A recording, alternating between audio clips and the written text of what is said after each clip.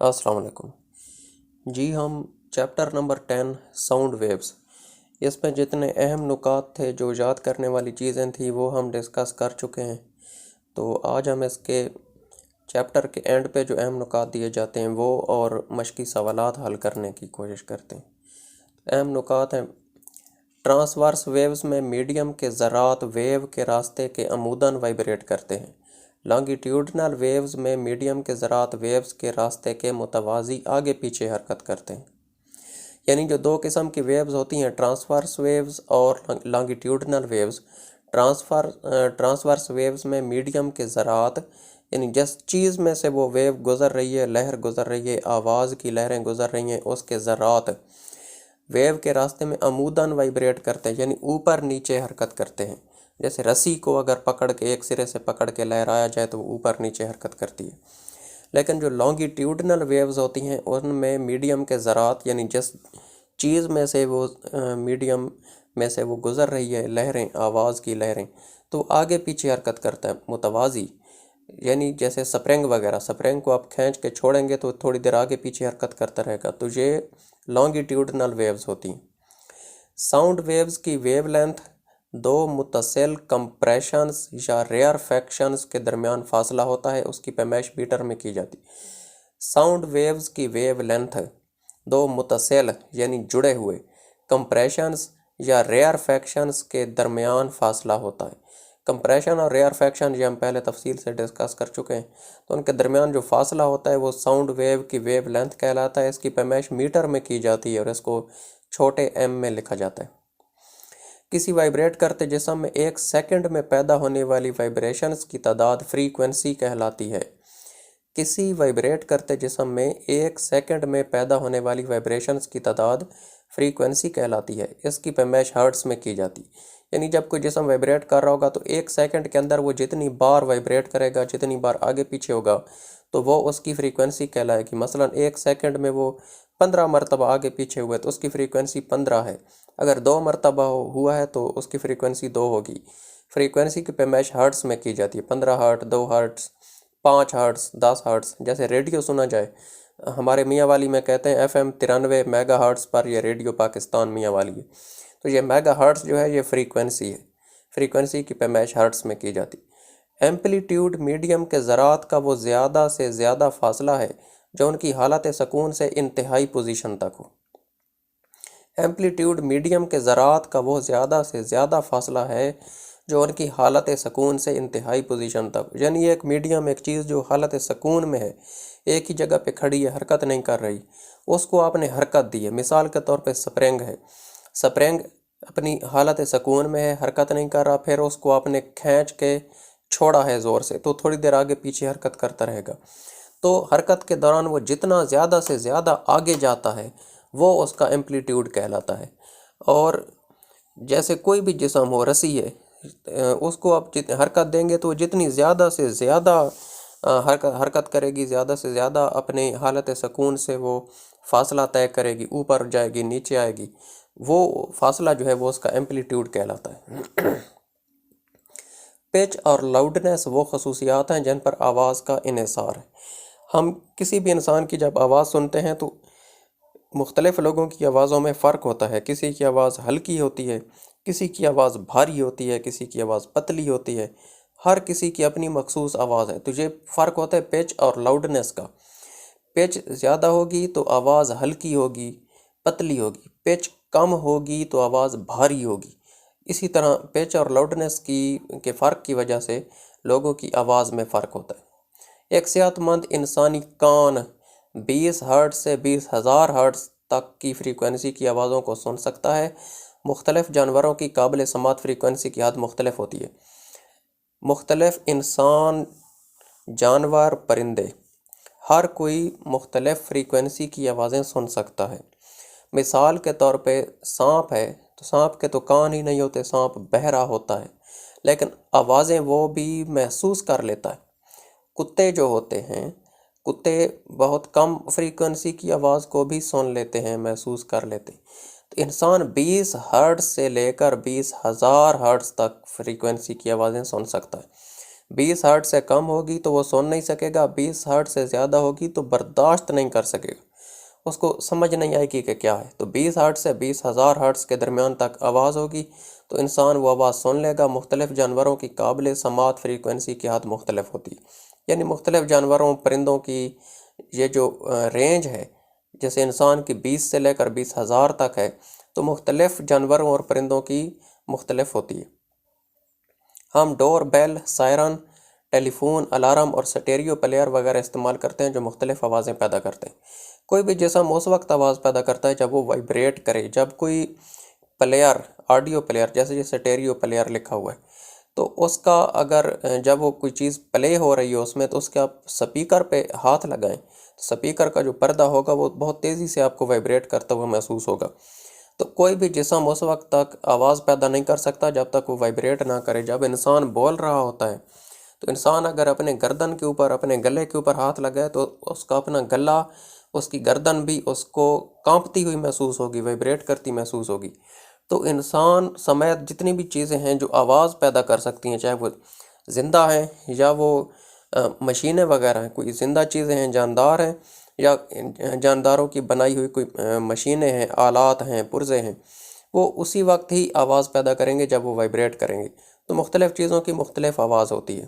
جو آوازیں اچھی ہوں انہیں ہم میوزک کہتے ہیں، جو آوازیں بری ہوں انہیں ہم شور کہتے ہیں۔ خالی جگہ۔ ٹرانسورس ویو کے پست ترین نکات، ٹرف۔ ٹرانسورس ویو جب پیدا ہوتی ہے تو وہ جب اوپر بلندی تک جاتی ہے تو بلند ترین نقطہ جو اس کا ہوتا ہے وہ کرسٹ کہلاتا ہے، اور جب نیچے پستی میں جاتی ہے تو بالکل نیچے پست ترین لیول جہاں تک وہ پہنچتی ہے ویو، تو وہ اس کا ٹرف کہلاتا ہے۔ آواز کا بھاری یا باریک ہونا پچ کہلاتا ہے۔ آواز کا بھاری یا باریک ہونا، پچ کے زیادہ اور کم ہونے سے آواز بھاری یا باریک ہوتی ہے۔ کسی ویو کا 1 سیکنڈ میں طے کردہ فاصلہ سپیڈ کہلاتا ہے۔ سپیڈ، کوئی بھی ویو 1 سیکنڈ میں جو فاصلہ طے کرتی ہے وہ اس ویو کی سپیڈ کہلاتی ہے۔ ایک کمپریشن اور ایک ریئر فیکشن مل کر بناتے ہیں لانگیٹیوڈنل ویو۔ کمپریشن اور ریئر فیکشن جب ملتے ہیں تو اس کو لانگیٹیوڈنل ویو کہا جاتا ہے۔ لانگیٹیوڈنل ویو اس وقت بنتی ہے جب ایک کمپریشن اور ایک ریئر فیکشن ملتے ہیں۔ تو ایک مادی شے جس میں سے ویو گزرتی ہے میڈیم کہلاتی ہے۔ کوئی بھی ایسا جسم، ایسی چیز، ایسی دھات جس میں سے ویو گزر سکتی ہو، چاہے وہ آواز کی ویو ہو، کسی بھی چیز کی، وہ میڈیم کہلاتی ہے۔ وہ ہوا بھی ہو سکتی ہے، وہ پانی بھی ہو سکتا ہے، شیشہ ہو سکتا ہے، کوئی بھی چیز ہو سکتی ہے۔ M C Qs. جب ایک ویو ایک میڈیم سے گزرتی ہے تو انرجی ایک جگہ سے دوسری جگہ منتقل ہوتی ہے۔ جب ایک ویو ایک میڈیم سے گزرتی ہے تو انرجی ایک جگہ سے دوسری جگہ منتقل ہوتی ہے۔ انرجی منتقل ہو رہی ہوتی ہے تب ہی وہ ویو آگے سفر کرتی ہے، اپنے آپ کو ٹرانسفر کرتی ہے آگے، لہر آگے چلتی جاتی ہے۔ اگر انرجی منتقل نہ ہو تو لہر بھی آگے نہیں چل سکے گی۔ ہوا میں آواز کی سپیڈ ہے۔ ہوا میں آواز کی سپیڈ،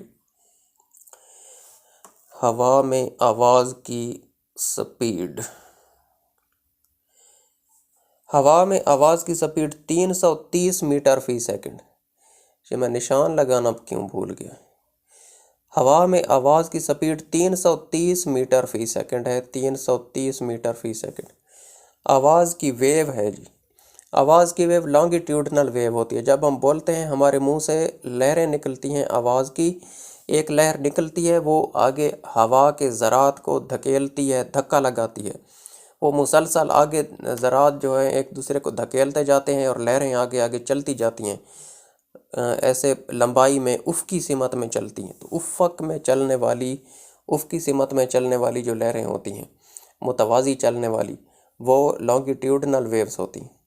آہستہ سے وائبریٹ کرنے والے اجسام کی پچ ہوتی ہے کم۔ جو اجسام آہستہ وائبریٹ کرتے ہیں ان کی آواز بھی کم ہوتی ہے اور پچ بھی کم ہوتی ہے، اور ہلکی آواز ہوتی ہے ان کی۔ آواز کی ویو زیادہ تیزی سے گزرتی ہیں ٹھوس سے۔ ٹھوس اجسام میں آواز کی لہریں جلدی اور تیزی سے سفر کرتی ہیں۔ اس کی بہترین مثال یہ ہے کہ اگر آپ ایک ریل کی پٹڑی کے اوپر کھڑے ہوئے ہیں اور ریل گاڑی ادھر سے آ رہی ہے لیکن ابھی آپ سے دور ہے، ریل گاڑی کی آواز آپ کو سنائی نہیں دے رہی، تو آپ ریل کی پٹڑی کے اوپر کان لگائیں گے. جیسے ہی آپ کان لگائیں گے تو پٹڑی کے اندر سے آپ کو ریل گاڑی کی آواز آنا سنائی دینے لگے گی. لیکن اگر آپ کھڑے ہو جائیں تو پھر گاڑی آپ کو نظر بھی آ رہی ہو لیکن اس کی آواز آپ کو سنائی نہیں دے رہی ہوگی. پھر آپ پٹڑی پہ کان لگائیں گے، پٹڑی سے پھر آواز آ رہی ہوگی. اس تجربے سے ثابت ہوتا ہے کہ آواز کی لہریں ہوا میں اتنی تیزی سے سفر نہیں کر سکتی جتنی تیزی سے وہ ایک پٹڑی کے اندر، لوہے کے اندر، کسی ٹھوس چیز کے اندر، ٹھوس میڈیم کے اندر وہ سفر طے کرتی ہیں جتنی جلدی سے. اسی لیے پٹڑی کے اندر سے، لوہے میں سے اس کی لہریں آپ تک پہنچ چکی ہیں لیکن ہوا میں سے ابھی تک نہیں پہنچیں. ہوا میں سے لہریں اس وقت آپ تک پہنچیں گی جب گاڑی نزدیک آ چکی ہوگی، لیکن اس وقت تک جو ریل کی پٹڑی میں سے جو لہریں سفر کر رہی ہیں وہ بہت آگے تک پہنچ چکی ہوں گی. اس تجربے سے ثابت ہوتا ہے کہ آواز کی لہریں ٹھوس جسم کے اندر، خاص طور پہ لوہے کے اندر، بہت تیزی سے سفر کرتی ہیں اور ہوا کے اندر ان کی سپیڈ کم ہوتی ہے.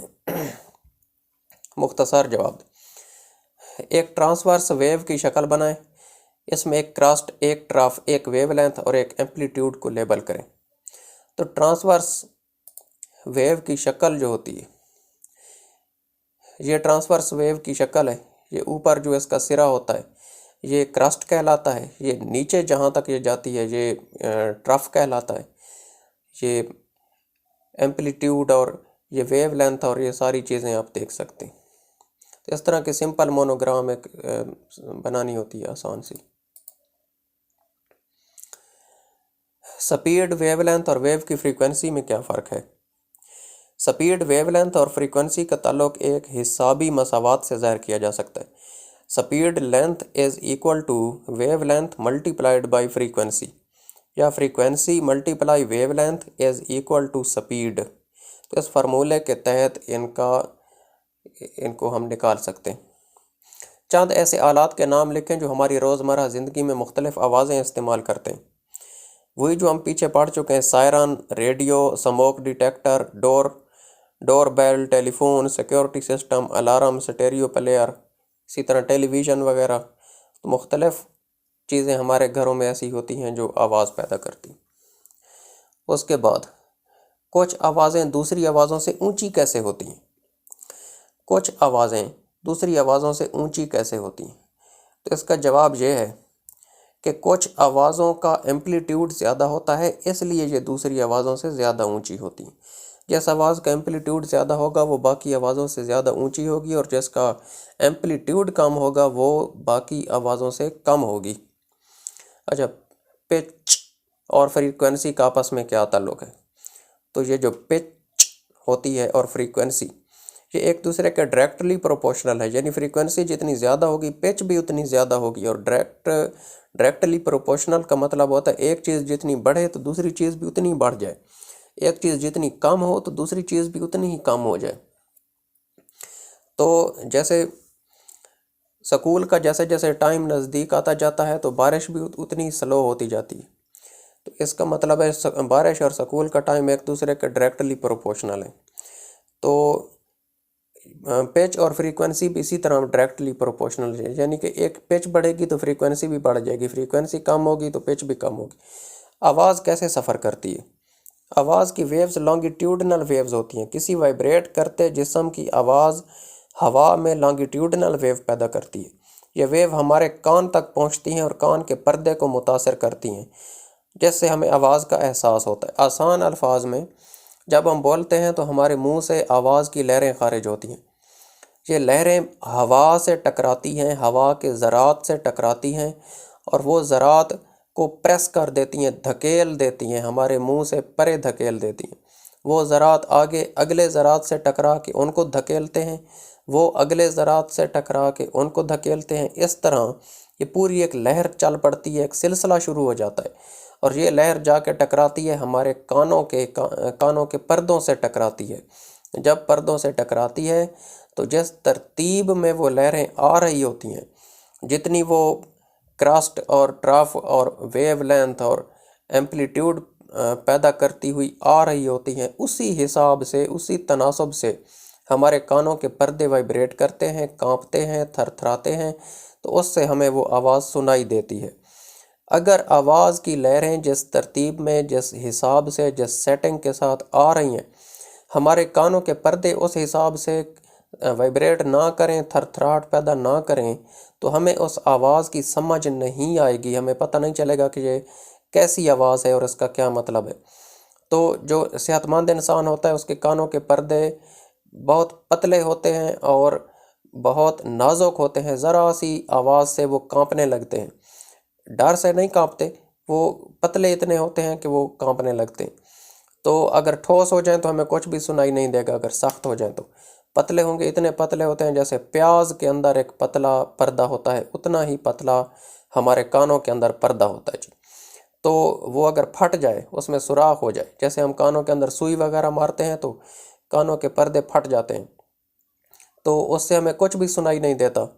اور بعض اوقات ایسا ہو جاتا ہے کہ ہمیں آوازیں بہت زیادہ سنائی دینے لگتی ہیں، تھوڑی سی بھی، ہلکی سی، معمولی سی بھی آواز ہوگی تو ہمیں اتنی زیادہ، اتنی شدت کے ساتھ سنائی دے گی کہ ہم برداشت بھی نہیں کر سکیں گے۔ اچھے اچھے لوگوں کی چیخیں نکل جاتی ہیں، اتنی شدید آواز سنائی دیتی ہے۔ اور بعض اوقات کوئی آپ کے کان میں ڈھول بھی بجاتا رہے تو آپ کو پتہ بھی نہیں ہوگا، کچھ بھی سنائی نہیں دے گا۔ تو یہ اللہ تعالیٰ کا نظام ہے کہ اس نے ایک مخصوص تناسب کے ساتھ ایک درمیانے درجے پر ہمارے کانوں کے پردے کو رکھا ہوا ہے کہ جہاں پہ وہ ایک حد تک 20 ہرٹ سے زیادہ اور 20,000 ہرٹ سے کم کی جو آوازیں ہوتی ہیں ان کو سن بھی لیتا ہے، محسوس بھی کر لیتا ہے، سمجھ بھی لیتا ہے۔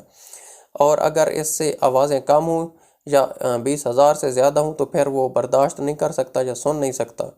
اور یہ طریقہ ہے کہ آواز کے سفر کرنے کا، اور آواز ہمارے کانوں تک کیسے پہنچتی ہے اور ہمارے کان اس کو کیسے مطلب کہ سمجھتے ہیں۔ ٹیلی فون کی طرح، جیسے ٹیلی فون بجلی کے سگنل کی شکل میں آواز کو ریسیو کرتا ہے اور اس کو پھر دوبارہ ہم آواز میں تبدیل کر دیتا ہے، تو اسی طرح کان بھی لہروں کی شکل میں آواز کو ریسیو کرتے ہیں، اور کانوں کا پردہ جب اسی حساب سے، لہروں کے حساب سے ہی جب کانوں کا پردہ وائبریٹ کرتا ہے تو ہمیں وہ آواز سنائی دینے لگتی ہے اور سمجھ آنے لگتی ہے۔